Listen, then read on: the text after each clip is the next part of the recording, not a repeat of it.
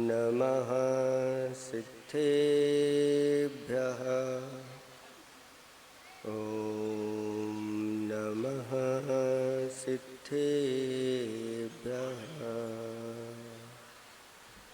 निर्मल जल सामन है जिनका, चंदन से दिव्य वचन। अक्षत सम अक्षत है श्रद्धा, सुमनो सा सुंदर है तन। नैवेद्य चरित्र जान है दीपक, वसु विधि करते धूप दहन। ध्यान सुफल है अर्घ समाधि, मुनिवर तुमको नित्य नमन। अनर्घ पद को पाने गुरुवर, मेरा अर्घ समर्पित है।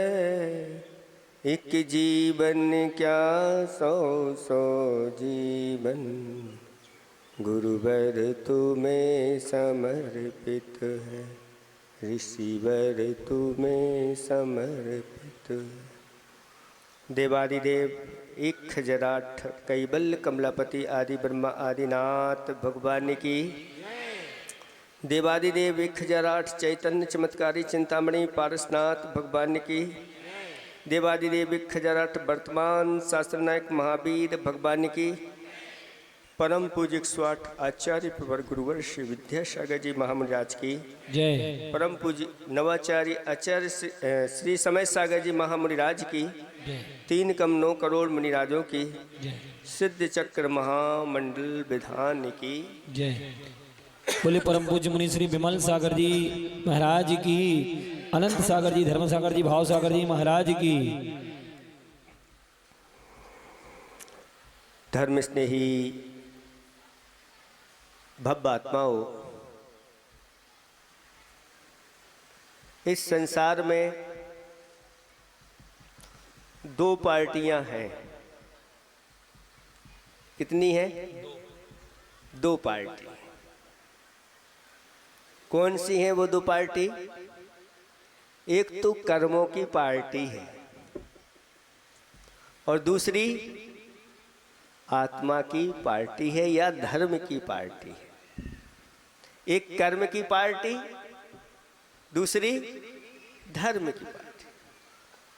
आचार्य भगवंत ने कहा, कर्म कर्म हिताबंधी, जीवो जीव हितस्पृहा। स्व स्व प्रभाव भूयस्ते, स्वार्थम कोवाना वांछति। कर्म अपना हित चाहता है। कर्म चाहता है कि मैं अपनी पार्टी को बलवान बना के रखूं, जिससे संसार में मेरा साम्राज्य हो और वह अपना प्रभाव कर्म जैसा है वैसा आप लोग उसके अनुसार करने लग जाते हैं। जीवो जीव हितस्पृहा। एक जो जीव की पार्टी है वो अपना हित चाहती है, वो अपनी शक्ति बढ़ाना चाहती है और स्व स्व प्रभाव ने अपना विष का प्रभाव पड़ वह बलवान हो जाता है, उसकी विजय हो जाती है। कहा भी है, स्वार्थम को नवा।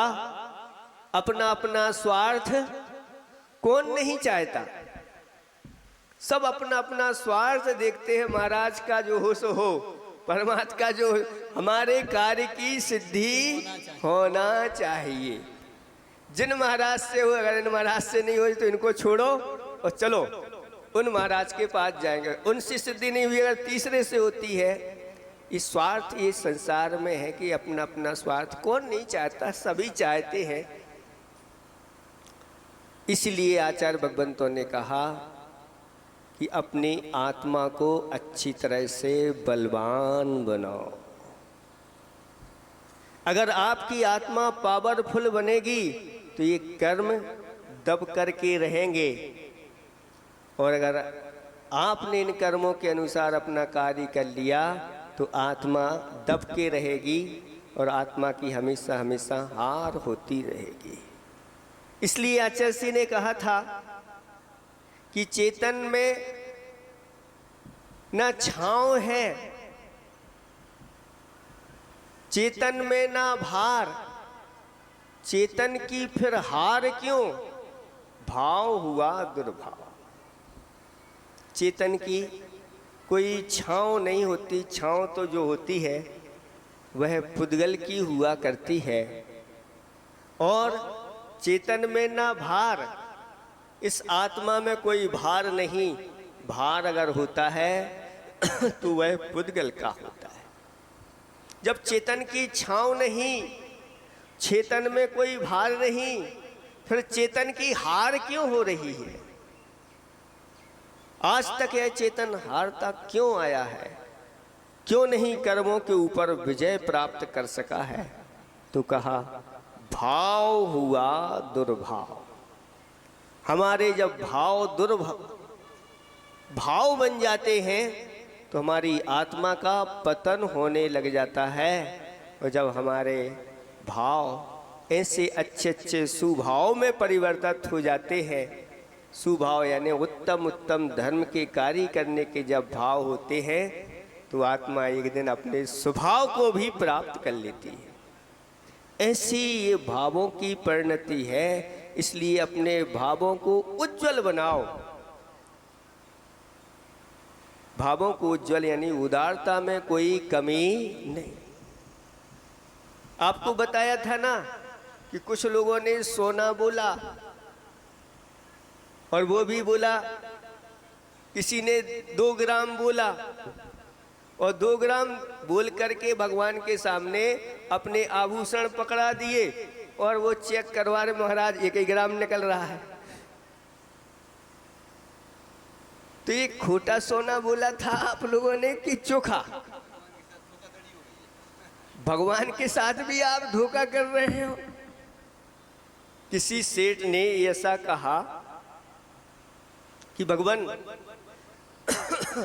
बरसों हो गए हमारी हवेली मैं बेचना चाह रहा हूं, लेकिन ये बिक नहीं रही है।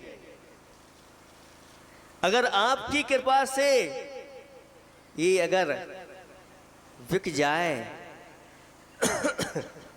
तो आधा तुम्हारा और आधा मेरा, बस बिक जाना चाहिए आपकी कृपा से। और भगवान की भक्ति करके गया, अपनी भावना रख करके गया, और जैसे ही घर पर पहुंचता है और सामने खरीदार खड़ा हुआ है,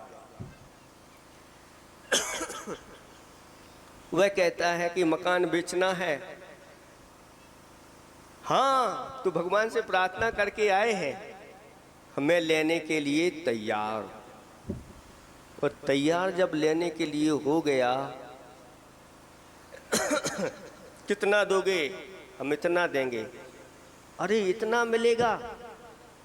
मन में आया इसका तो आधा हमें भगवान को देना पड़ेगा, हम तो भगवान से कह के आए हैं, अब क्या करें? अब बनियाई बुद्धि लगाई जाए।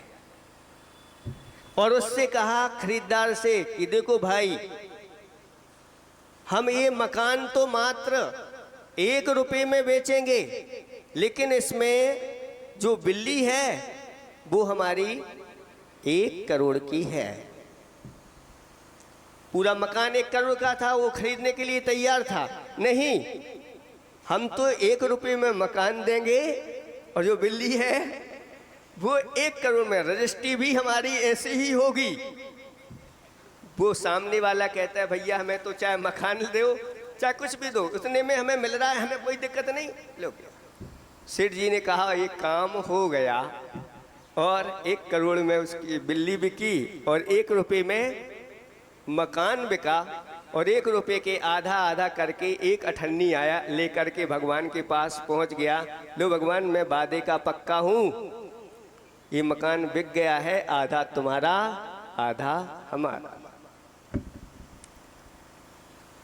ऐसी बुद्धि लगाओगे तो फिर फल वैसा ही मिलता है।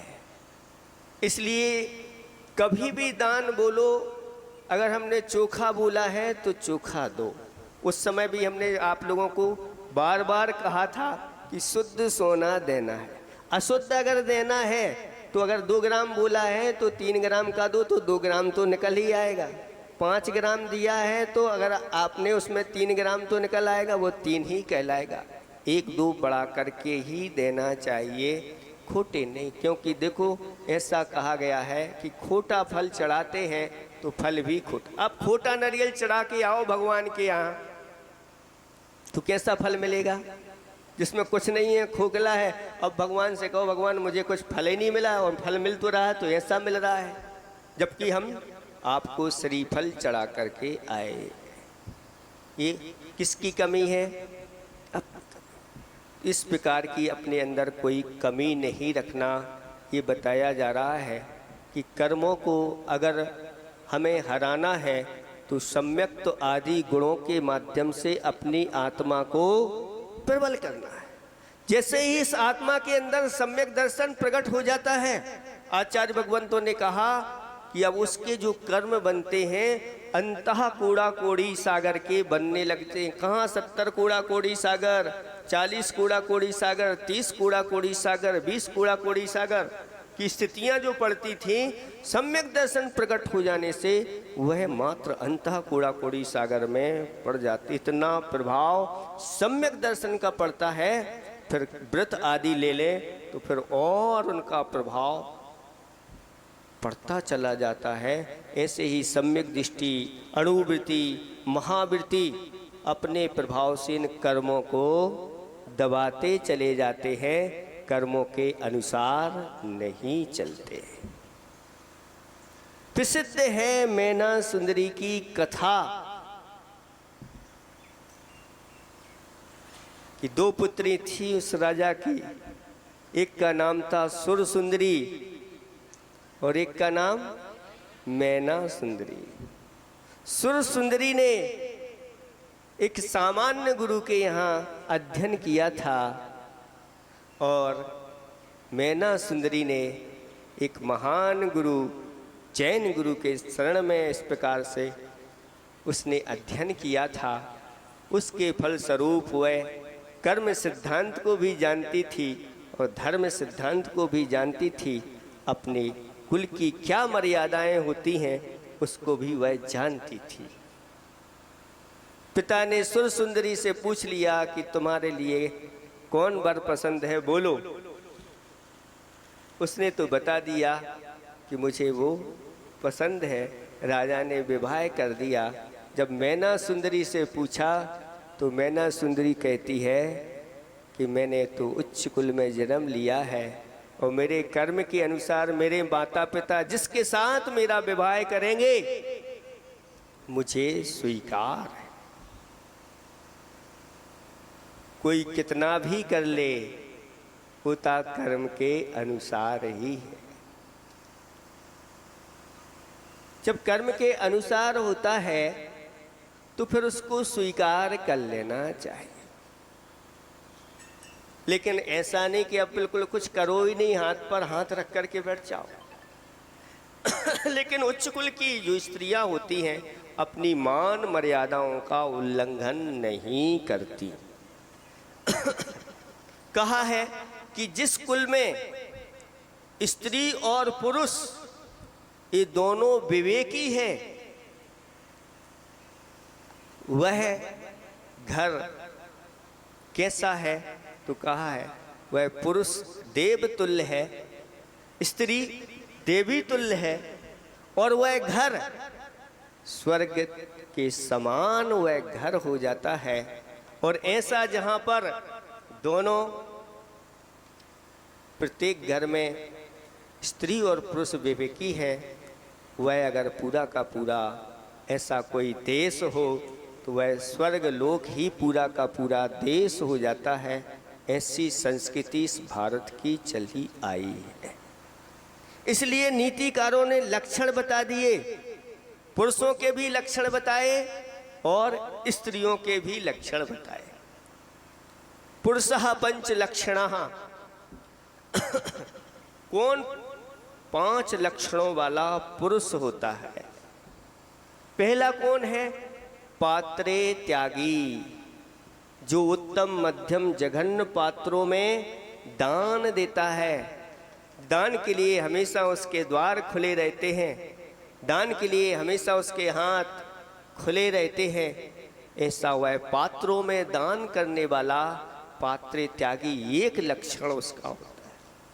फिर गुणे रागी, गुण कहलाते हैं सम्यक दर्शन, सम्यक ज्ञान और सम्यक चारित्र, ये गुण कहलाते हैं। इन गुणों के प्रति और गुणवानों के प्रति वह अनुरागी रहता है, उनके इर्द गिर्द ही अपने आप को उपस्थित रखता है, ऐसा कहा गया है।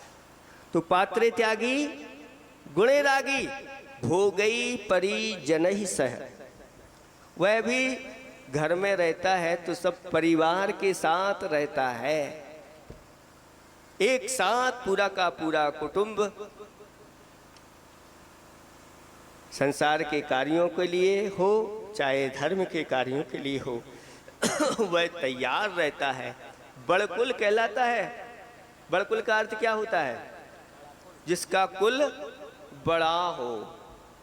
वो पुण्यशाली कि जिसका कुल छोटा हो, वो पुण्यशाली।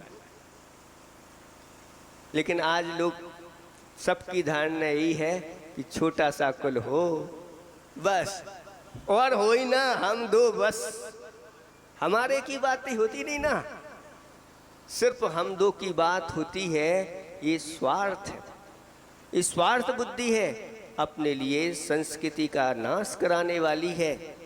इसलिए बड़कुल अपने आप में बहुत अच्छा माना जाता। कुटुंब परिवार के साथ जो सुख दुख को बांटते रहते हैं। अब दो हैं, अब कोई पूछने वाला ही नहीं है ना, क्या घटना घट रही है, क्या करना क्या नहीं करना। ये स्वार्थपूर्ण वृत्ति धीरे धीरे इस भारत पर हावी होती चली जा रही है।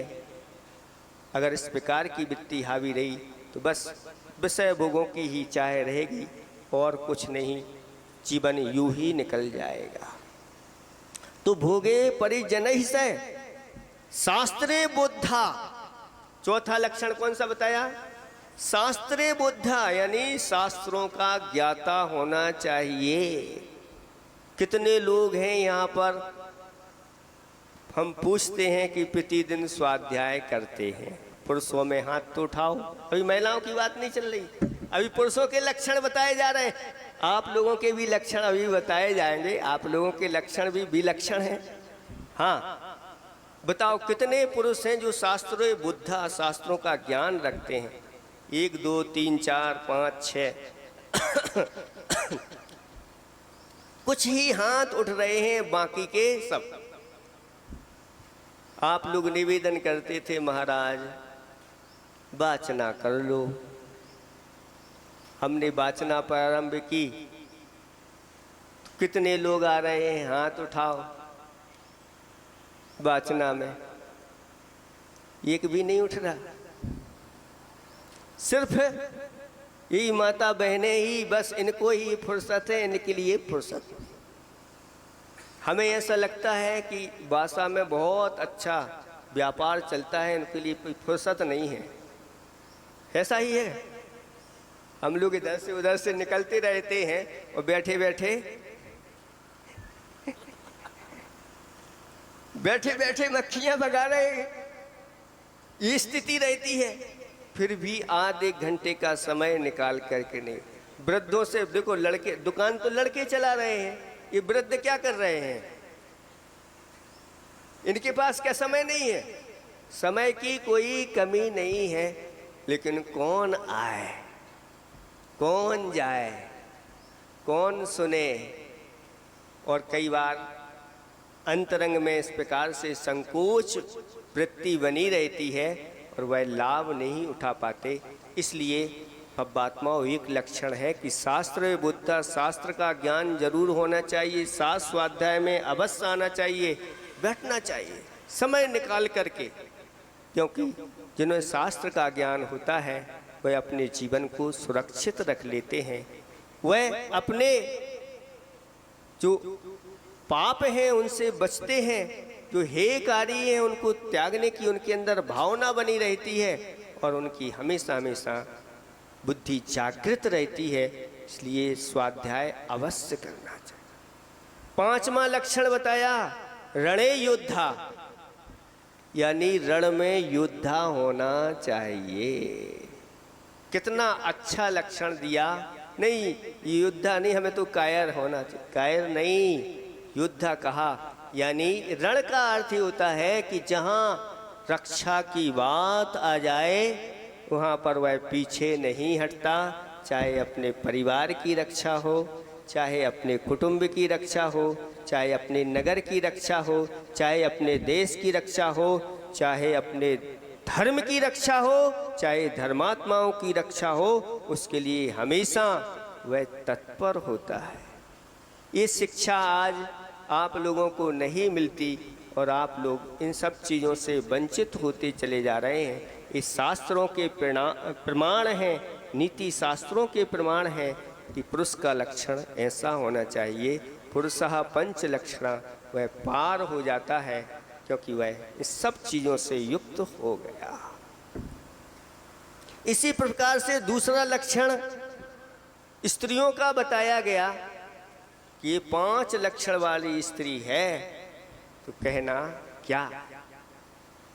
सबसे पहले अनुकूला, जो स्त्रियां अनुकूल होती हैं। किसके? किसके अनुकूल? अपने कुटुंब के अनुकूल, अपने बड़े जनों के अनुकूल, अपने धर्म के अनुकूल, अपने गुरुओं के अनुकूल। जो स्त्रियां चलती हैं उनके प्रतिकूल नहीं चलती। एक उत्तम लक्षण उनका ये हो गया। दूसरा क्या है?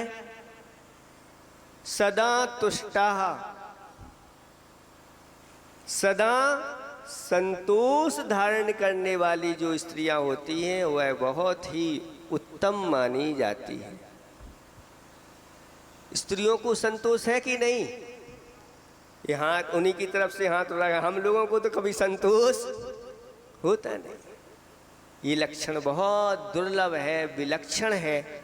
जिसके जीवन में ये आ गया कि मेरे भाग्य से जो मिला, मेरे पिताजी ने मेरा विवाह जिसके साथ किया, मैना सुंदरी को स्वीकार हो गया और एक कोड़ी के साथ, जिसकी काया देखने में महाविभस्त लग रही है, जिसमें से रक्त मवाद निकल रहा है, मक्खियाँ भिन भिना रही हैं और विवाह हो रहा है। ये विवाह किसी को भी अच्छा नहीं लग रहा, चाहे राजा हो, चाहे प्रजा हो, चाहे कोई भी हो, किसी को अच्छा नहीं। राजा ने किया फिर भी अच्छा तो नहीं लग रहा था, लेकिन ये कहती है जो कुछ होता है कर्म के अनुसार होता है, मैं देखता हूँ।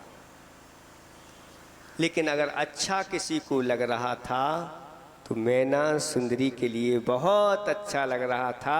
अहो भाग्य, मेरे भाग्य में यही था, मेरे स्वामी ऐसी दशा में है, मेरा भाग्य खुल गया, मुझे इनकी सेवा करने का सुअवसर मिलेगा। और ऐसे अच्छे परिणामों के साथ उसने सेवा की, साथ साथ में भगवान की भक्ति पूजा आराधना की, गुरुओं की वंदना की और गुरुओं के आशीर्वाद से और भक्ति पूजा आराधना के माध्यम से उसका स्वामी जो कोड़ी था वह कैसा हो गया?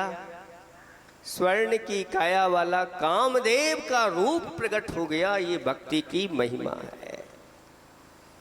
आज अगर आपके साथ अगर ऐसा हो जाए तो बताओ आप क्या करोगे? हम तो केस कर देंगे माता के ऊपर भी, पिता के ऊपर भी, सबके ऊपर कि मेरे साथ ऐसा अन्याय हुआ। आज कहाँ है ये संतोष? आज संतोष नहीं होने के कारण से घर छोड़ छोड़ करके बाहर जा रहे हैं, अपनी कुल की मर्यादा को भंग करके और सिर्फ पैसे कमाने के लोभ में जॉब के लिए लोभ में और बाहर निकलते चले जा रहे हैं। अपने कुटुंब, परिवार, भगवान, गुरु सबको छोड़ करके बस एक छोटी सी जॉब लग जाती, 25-50 हज़ार रुपये माह की, और सब कुछ छोड़ करके चले जाते हैं। ये लोभ है, संतोष नहीं है, आगे के अपने भाग्य के ऊपर विश्वास नहीं। इतना ध्यान रखना, जो सच्चे देवशास्त्र गुरु की जिसने जन्म से या 8 वर्ष अंतर्मूढ़ से भक्ति की है, ऐसा वह व्यक्ति कभी भी दुखी नहीं रहता। उसकी सारी अनुकूलताएं, उसका पुण्य ही, वर्तमान का ही पुण्य इतना हो जाता है, सब अनुकूलताएं मिलती चली जाती हैं। और ये सब जो इसको छोड़ करके सिर्फ अध्ययन में ही लग जाते हैं, धर्म से कोई लेना देना नहीं, वे घूमते रहते हैं नौकरी के लिए, विवाह आदि के लिए, ये सब चीज़ें, समस्याएं उनके आगे आ जाती हैं। इसलिए सबसे दूसरे नंबर का लक्षण बताया कि जो सदा तुष्टा यानी संतुष्ट। तीसरे नंबर का लक्षण बताया कि दक्षा। जो स्त्रियां गृह कार्य में, गृह विज्ञान में कुशल होती हैं, घर चलाने की कला आती है, पाक कला में जो निपुण होती हैं, ऐसी वह स्त्रियां तीसरे लक्षण को धारण करने वाली होती हैं। तो चौथा नंबर कहा साध्वी। साध्वी का अर्थ होता है घर में रह करके भी अपने आचरण को शुद्ध बना करके रखना, यही साध्वी है। घर में भी साध्वी कहला रही है, पति के साथ रह रही है तो पतिव्रता बन करके रही है। और उसके पहले अगर विवाह नहीं हुआ तो कहते हैं जब तक विवाह नहीं हुआ, जब तक अध्ययन चल रहा है, वह ब्रह्मचर्य आश्रम कहलाता है, और उस समय तक वह ब्रह्मचारिणी कहलाती है। ऐसे माता पिता को अपनी बच्चियों के लिए, अपने बच्चों के लिए संकल्प लेकर के ही अध्ययन कराना चाहिए। और जो ऐसे अध्ययन कराते हैं उन बच्चे बच्चियों का पुण्य बढ़ता चला जाता है, बढ़ता चला जाता है, कम नहीं होता। और कुल की मर्यादाएं, शुद्धताएं सारी की सारी बनी रहती हैं। लेकिन इन सब का उल्लंघन करके आज शिक्षा तो मिल रही है, लेकिन संस्कारों के अभाव के साथ मिल रही है। और संस्कार नहीं तो फिर संस्कृति की भी रक्षा नहीं हो पाएगी। ये चौथा लक्षण। पांचवा लक्षण तो और बहुत अच्छा है, और वो कहा गया विचक्षणा। पांचवा लक्षण जो है विचक्षणा, यानी विदुषी होना चाहिए।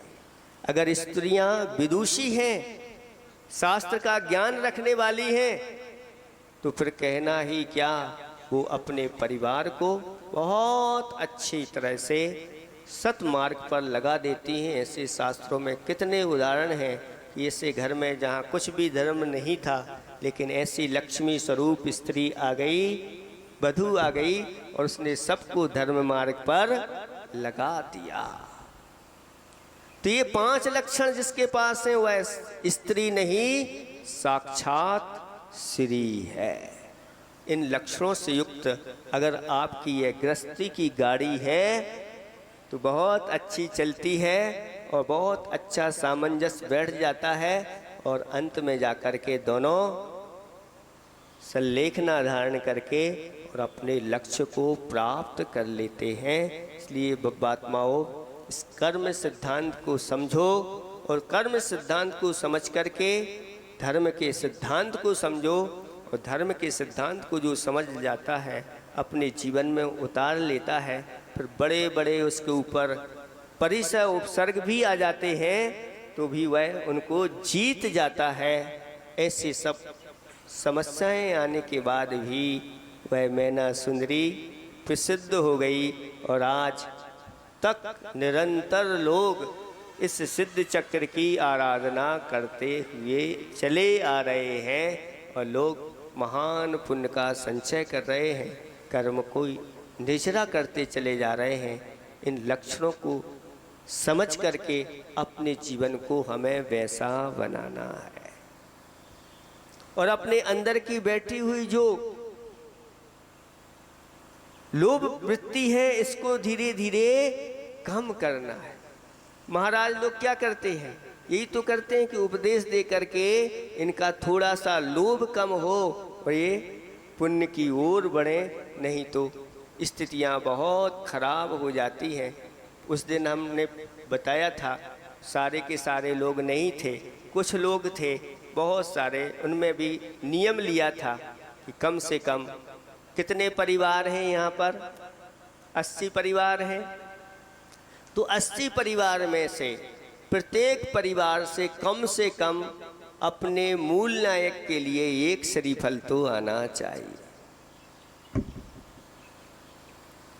एक श्रीफल भगवान का चढ़ना चाहिए। भगवान के द्वार में जब तक भगवान के हमारे घर का श्रीफल नहीं चढ़े तब तक चैन से नहीं बैठना चाहिए। और पता चला हाँ हमारे घर का श्रीफल भगवान के लिए चढ़ गया, फिर आप जो कुछ खाना पीना जो कुछ करना है इतना तो कम से कम होना चाहिए। घर में 4-5 सदस्य हैं तो कोई एक सदस्य आकर के फिर देख लो, कुछ दिन करके देख लो, कुछ महीने करके देख लो, इसका क्या प्रभाव पड़ता है। एक बार संकल्पित हो जाए पूरी की पूरी वासा नगरी, एक घर से एक श्रीफल तो जरूर आएगा, तो सिद्ध चक्र आपका सार्थक हो जाएगा। बोलो कितने लोग तैयार हैं? उस समय बहुत सारे लोग तैयार हो गए थे, जो नहीं कर पाए उनके लिए भी आज हमारा आशीर्वाद है। चिंता मत करना, अभी एक श्रीफल चढ़ाओगे दोनों हाथों में श्रीफल लेके आओगे आगे जाके, और ऐसी भावना बनेगी एक दिन आप रजत के श्रीफल भी चढ़ाओगे। सिर्फ अंदर से भावना होना चाहिए। कई जगह लोगों ने इस प्रकार की भावना बनाई है। इस प्रकार के कार्य आप लोग निरंतर करते रहें। 9:30 बज गए हैं, समय हो गया है क्या? हाँ, इतना ही हम पर्याप्त समझते हैं। अहिंसा परमो धर्म की। 2 मिनट में ये